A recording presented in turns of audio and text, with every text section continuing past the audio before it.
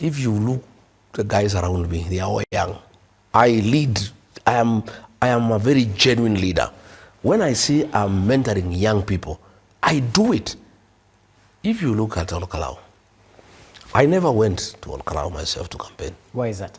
I left it to the young people. You know, I've been mentoring young leaders within my region because I don't want a situation where we could be where President Uhuru Kenyatta left us. President Uhuru Kenyatta did a lot for this country, and we respect him for the work he did for this country. Politics in our region, there was one gap. He did not mentor anybody. By the time he was leaving office, he was taking us to Raila Odinga because we didn't have anybody. I have decided consciously, in consultation with the elders, to prepare the leaders of tomorrow.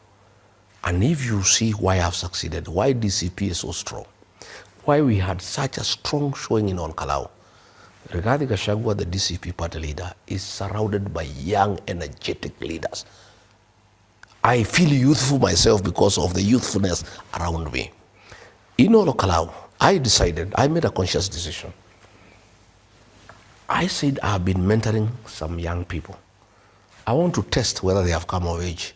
I want to see whether this mentorship program of mine has worked. I asked Senator John Methu, 35-year-old, and you come here, please lead the campaign and get your colleagues. Jerry Minor, 29, 30, Karungo Thangwa, 41, young people. And I'm to date. Among the things I'm celebrating in this win of Kalou is the success of my mentorship program. That the leaders I'm mentoring have come of age. In fact, I was under a lot of pressure from the community that Kalou was very important because of the dignity of our community. That if something went wrong, they would be very offended. And they were finding me a bit irresponsible, in fact reckless, that I had left it to a 35-year-old man to drive such an important exercise. And many people urged me to move to Kalou and take charge. But I had confidence that for the last 2 years, I've mentored men and women, young ones, and they have come of age. Okay. And I didn't want to know. Okay.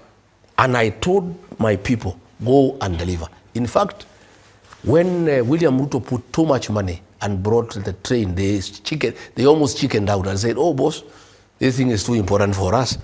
Ruto has put too much money. We have 7 ministers, please come and help us. I said, no. You guys, I want to see whether you have come of age. This thing, drive it to the end. They reached a point, they panic. In fact, I drove all the way to Nyahururu to go and take over the campaign. They were panicking because of the goodies, because of the money. I went to Nyahururu. And then I changed. I went in a small vehicle. I changed, I went round. I listened. I called them, I said, continue, there's no problem.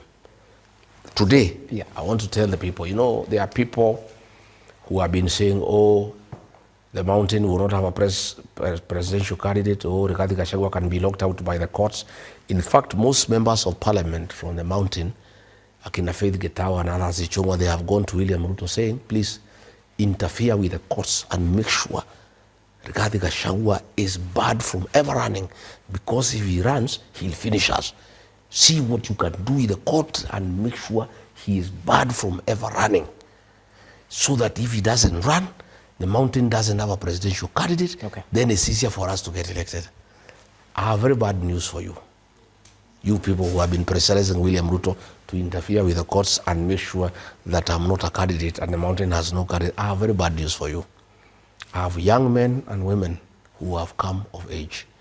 In the unfortunate event that William Ruto interferes with the court process and I'm barred from ever running, I have men and women ready to run. So me and the community will agree, pick one, and I can tell them, those young people I have are more lethal than Rigiji. In fact, a contest between one of my people, the ones I have, they would have a better showing than I as a presidential candidate because one, they are youthful, they have a lot of energy, And also the country is craving for youthful leadership. So those who have been going to Ruto crying to him that he can use his influence and money to corrupt the courts so that I'm locked out, so that the mountain will never have a candidate for president, for deputy president, I have bad news for you. After my team, because I then there, all my young people, 18 of them were there.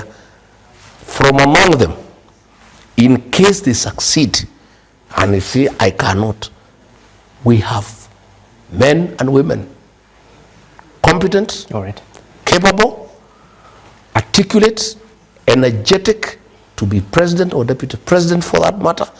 And I'm a very happy leader that my mentorship, my community will never be exposed again. Okay.